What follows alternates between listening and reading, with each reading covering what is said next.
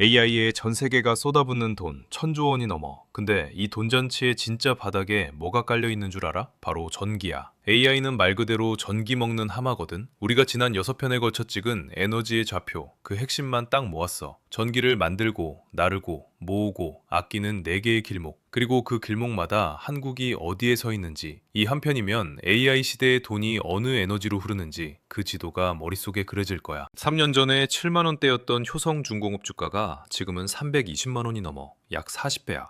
HD 현대일렉트릭도 25배가 됐어. 변압기 만드는 조용했던 회사들이야. 도대체 무슨 일이 벌어진 걸까? 지난 시즌에서 우리는 AI 돈의 지도를 그렸지. 약속대로 이번 시즌은 그 지도의 바닥, 에너지의 좌표야. 지난 시즌을 안 봤어도 괜찮아. 오늘은 종목을 찍는 게 아니라 돈이 어느 길목으로 흐르는지 보는 지도를 그리는 거니까.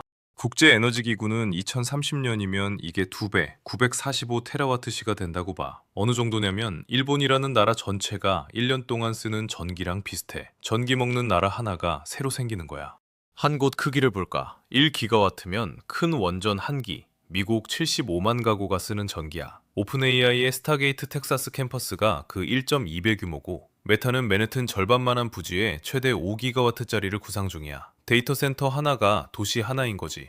제일 잘하는 사람들이 이미 말했어. 엔비디아 젠슨 왕, 병목은 에너지다. 오픈AI 샘 올트먼은 미국 의회에서 AI의 비용은 결국 에너지 비용으로 수렴한다고 했지.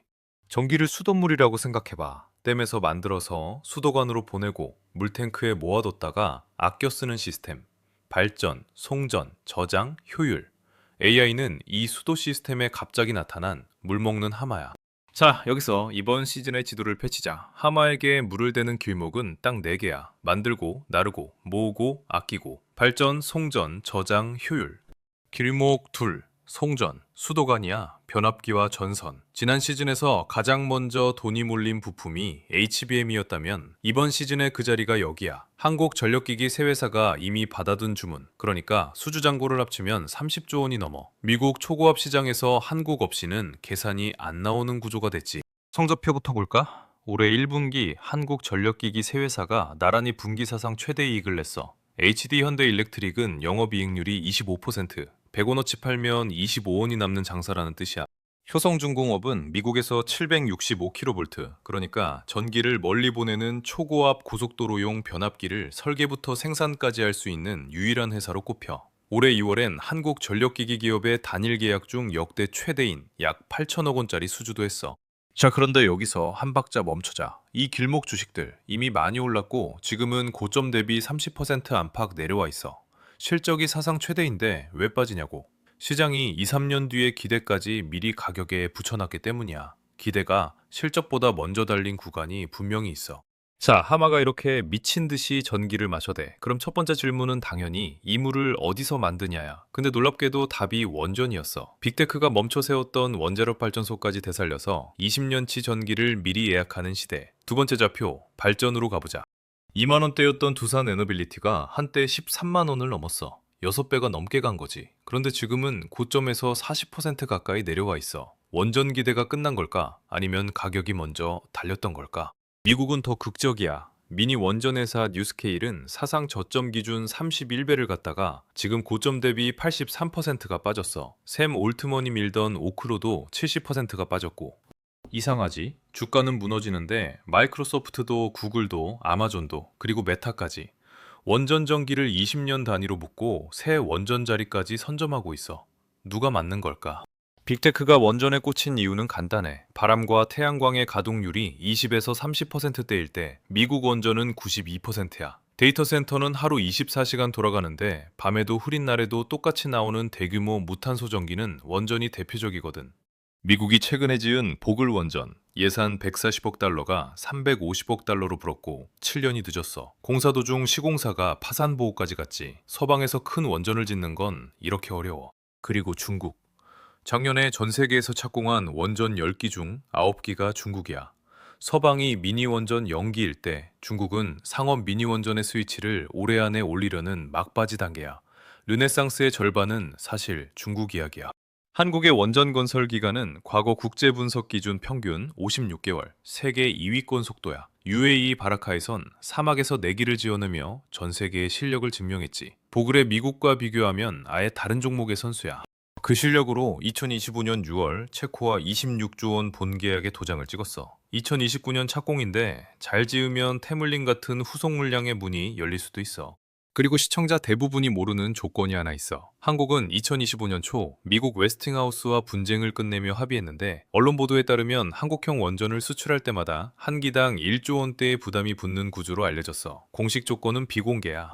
그리고 잊지 마. 원전주는 이미 꿈을 가격에 한번 크게 반영했다가 되돌린 상태야. 두산이 40% 가까이, 미국 미니 원전주는 70에서 85%. 르네상스가 진짜인 것과 지금 가격에 그 기대가 얼마나 들어갔는지는 전혀 다른 질문이야. 오늘 지도를 줄이면 르네상스는 진짜야. 멈춘 댐이 다시 열리고 국가가 밀고 빅테크가 20년치를 찜해. 하지만 새 댐의 전기는 2030년대고 기대는 이미 가격에 한번 크게 들어갔다가 되돌아왔어. 원전이 아무리 전기를 쉬지 않고 풀가동으로 뽑아내도 그걸 데이터 센터까지 못 나르면 말짱 도루묵이야. 미국에선 발전소 지어놓고 전력망에 꽂을 때까지 4년 반을 줄 서. 이 막힌 수도관을 뚫는 게 세 번째 좌표, 송전이야. 그리고 여기서 한국 회사들이 진짜 일을 냈어. 8,530원. 2020년 효성중공업 주가야. 그 주식이 올해 5월 장중 474만 원까지 갔어. 556배. 그리고 지금은 거기서 30% 가까이 내려와 있어. 도대체 이 회사에 무슨 일이 있었던 걸까? 그런데 바다 건너에선 이상한 일이 벌어지고 있어. 미국에서 새 발전소가 전기를 팔려면 전력망에 꽂힐 때까지 평균 4년 반을 줄 서야 해. 20년 전엔 2년이면 됐거든. 전기를 만들어도 나를 수가 없는 거야. 병목엔 가격표가 붙어. 미국에서 제일 큰 전력망의 자리세, 그러니까 전기가 모자라지 않게 자리를 비워두고 기다려주는 값인데, 이게 2년 만에 11배가 됐어. 이번 달부터 그 청구서가 미국 가정에 날아가기 시작했어. 워싱턴의 한 가정 기준 한 달에 21달러씩. 그리고 다음의 가격도 이미 천장에 붙어 있어.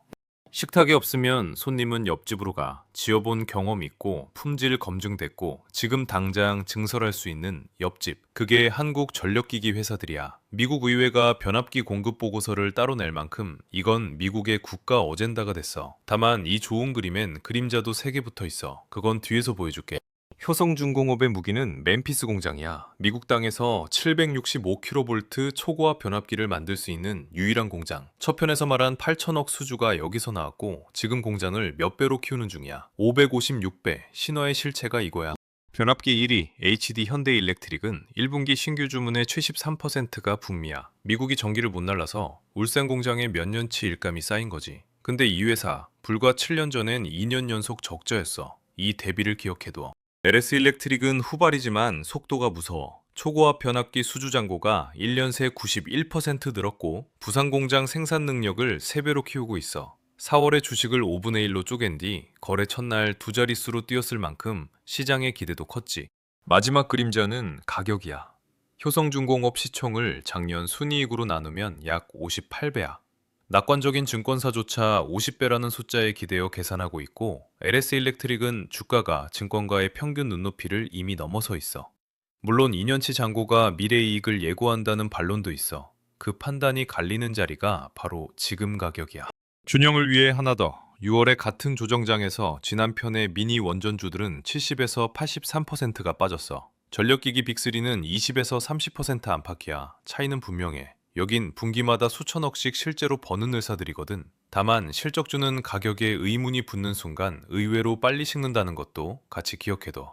수도관까지 다 깔았어. 근데 문제가 하나 있어. 해가 지면 태양광은 멈추고 바람이 자면 풍력도 멈춰. 그럼 그 전기를 어떻게 24시간 내내 쓰지? 남는 전기를 거대한 물탱크에 모아두는 거야. 네 번째 좌표, 저장. 여기서 전기차로 적자 보던 배터리 회사들의 운명이 뒤집혀. 작년에 1조 7천억 적자를 낸 회사가 있어. 그런데 그 회사 주가는 1년 새 3배가 됐어. 삼성 SDI 이야기야. 지금은 고점에서 4분의 1쯤 내려와 있지. 적자 회사 주가가 왜 3배가 됐을까? 답은 전기차가 아니라 물탱크에 있어. 전기를 모아두는 거대한 배터리, ESS. 작년에 이 물탱크 값이 1년 만에 45% 떨어졌고 값이 떨어지자 미국은 역대 최대로 사들이기 시작했어. 폭발의 1번 엔진은 가격이야. ESS용 배터리팩 값이 1년 만에 45% 떨어져서 킬로와트 시당 70달러. 전기차용보다 싸진 건 역사상 처음이야. 물탱크가 반값이 되자 전기의 시간을 사고 파는 장사가 시작된 거지. 그래서 미국은 작년에 51기가와트시를 새로 깔았어. 사상 최대고 출력 기준으론 1년 전보다 절반 넘게 늘었어. 올해 1분기도 1분기 기준 최대를 또 갈아치웠고 이 기록에 1번 촉매가 뭐라고 적혀 있는 줄 알아? AI 데이터 센터야.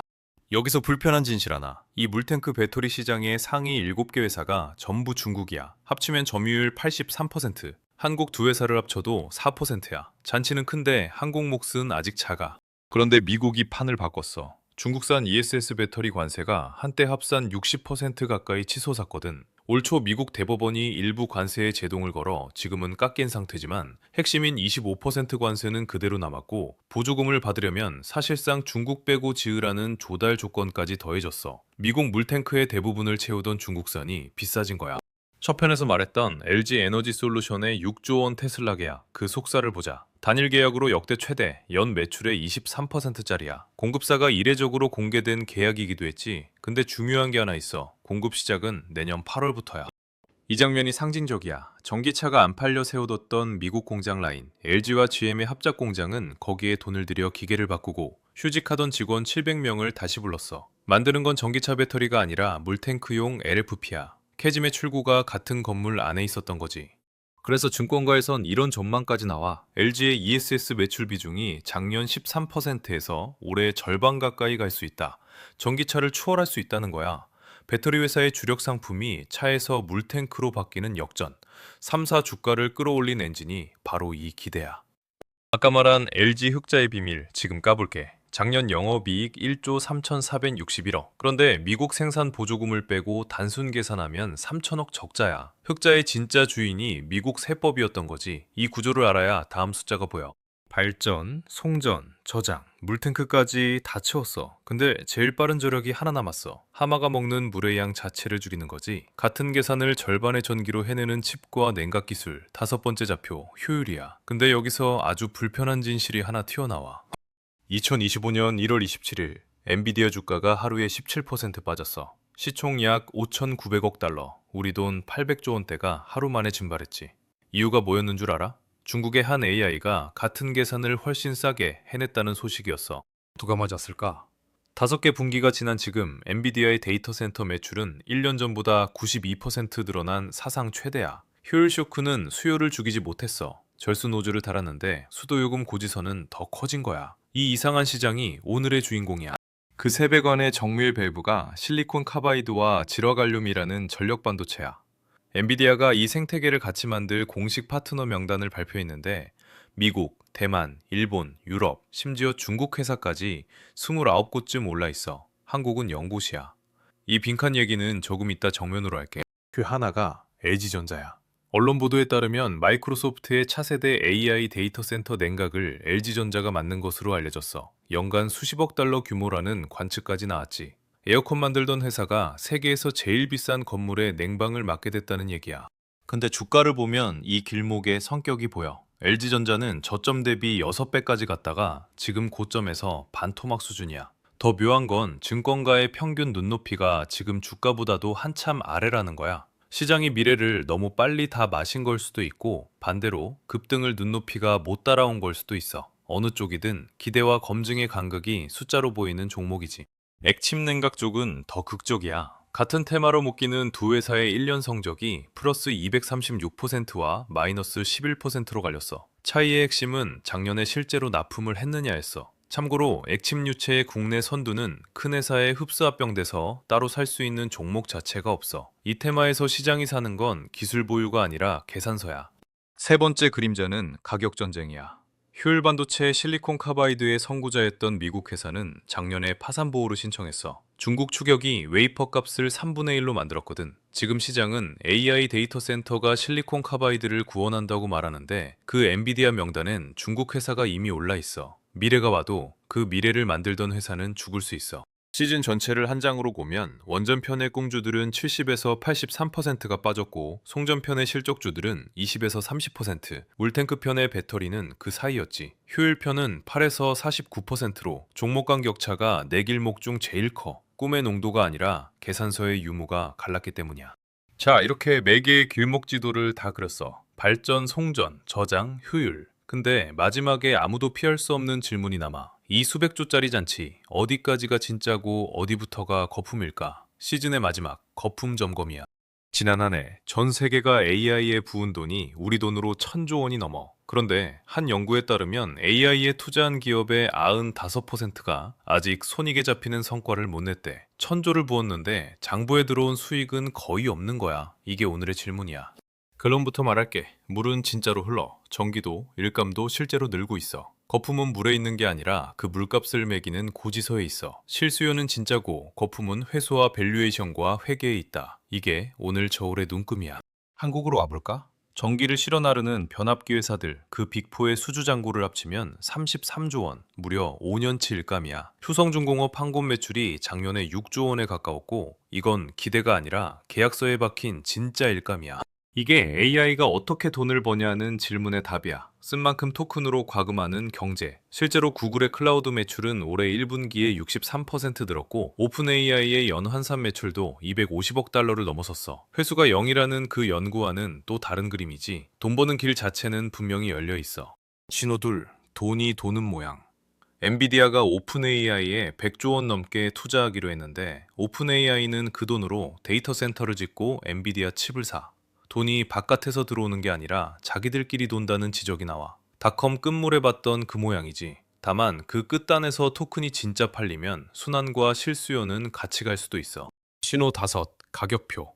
엔비디아 한 회사 시가총액이 5조 달러를 넘어. 우리 돈으로 7천조 원, 세계에서 제일 비싼 회사야. 다만 이익 대비 주가는 올해 들어 30몇 배에서 40배 수준으로 2000년 닷컴 정점의 60배보다는 낮아. 그래서 주식 자체는 그때만큼 미치진 않았다는 반론도 있어. 이 신호는 양면이야. 기대가 먼저 간 칸. 원정 간판은 본 계약 전에 주가가 6배 갔다가 3분의 1 빠졌고 냉각 간판도 저점 대비 6배 갔다가 반토막이 났어. 방향은 맞는데 시계가 빨랐던 자리. 여기선 계산서가 도착하는 속도가 전부야. 시즌 전체를 한 장으로 보면 꿈이 짙었던 원전 쪽이 제일 많이 빠졌고 계산서가 단단했던 송전 쪽이 제일 덜 흔들렸어. 저장과 효율은 그 사이였고 납폭의 순서가 곧 거품의 농도 순서였던 거지. 이제 처음 질문으로 돌아가자. 거품이야 아니야? 내 대답은 둘 다야. 물이 흐르는 실수요는 진짜고 그 위에 얹힌 가격과 회계와 회수 기대엔 거품이 껴있어. 둘을 같이 봐야 해. 한쪽만 보면 둘 다 틀려. 기억할 한 줄, 실수요와 거품은 반대말이 아니야. 진짜 물이 흐르는 한가운데서 거품이 끼는 거고 거품이 꺼져도 물은 흘러. 그 둘을 같이 보는 눈이 잔치에서도 폭락에서도 너를 안 흔들리게 해. 자, 이제 내 손에 에너지의 좌표 한 장이 완성됐어. 시즌 내내 우리가 내린 결론은 딱 하나야. 실수요와 거품은 반대말이 아니라는 거. 진짜 물이 흐르는 한가운데서 거품이 끼고 거품이 꺼져도 그 물, 그러니까 인프라는 남아서 다음 시대의 바닥이 돼. 그 둘을 같이 보는 눈만 있으면 잔치가 벌어져도 폭락이 와도 넌 안 흔들려. 다음 시즌엔 이 전기 위에서 진짜 돈을 버는 소프트웨어와 응용, 그리고 한국의 자리를 들고 찾아올게. 지도가 필요하면 구독 눌러두고.